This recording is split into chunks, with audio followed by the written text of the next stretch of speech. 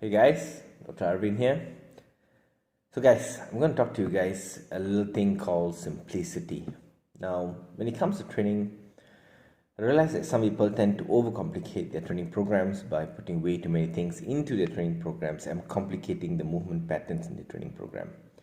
Now remember, when it comes to programming your exercise or your training program, you want to keep it not overly simple, but at the same time don't overcomplicate the training program. What I mean by this is don't put like 10 different exercises in your training programs with say 3 to 5 sets in each, so that accumulates to about 30 to 50 sets of different exercises in one particular exercise program or one particular exercise day.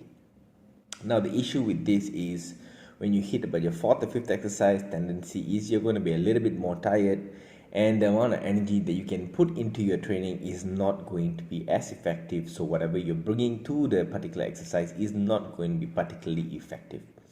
I would suggest you to keep it to about 4 to 6 exercises depending on how advanced you are, okay, and depending on what style of training do you have. Okay, 4 to 6 exercises in a day. Okay, depending on what kind of training volume you're dealing with, you can adjust your amount of sets per exercise depending on the training volume. But in majority, for anyone who's new to exercising, 2 to 4 sets will do just fine. Make sure you're doing adequate repetitions for the intensity you're working with. Do not do things which are too easy. Okay, basically like don't do a set of 10 kilo bench presses for 10 reps when you could actually do say 25 repetitions. That makes it ineffective. You want to keep it within 5 reps from failure most of the time. Okay, and get adequate rest. Don't take too much rest in between. Okay, so keep the arrangements of the exercise logical.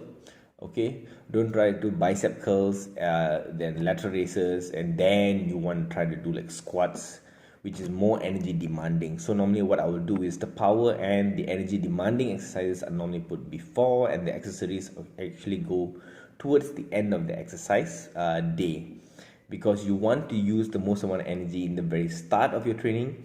Okay, and as your energy dwindles, you want to use the accessory exercises to do the rest of the workout, so that you can actually, you don't spend that much energy, you don't need much rest in between to recover.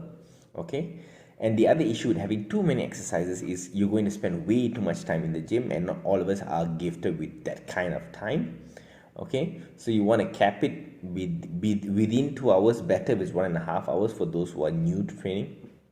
Okay, because the guys who are more advanced will spend more time just trying to warm up to a particular weight we are trying to do.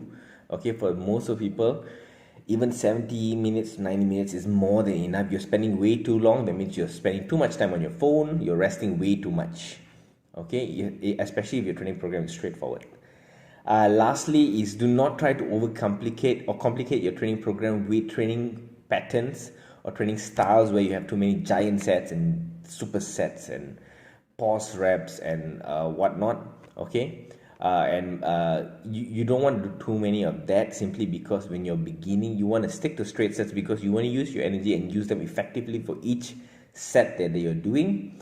As you progress and you get more advanced and you want to challenge your metabolic system, you want to challenge how much work you can do in a very short period of time, then you may add other techniques like supersets and giant sets and those kind of things to push the line further. But generally, even the more advanced athletes or the advanced intermediates normally still stick to straight sets, especially when it comes to heavy compound movements, because you want to use those energy that you have very effectively for each rep that you're doing.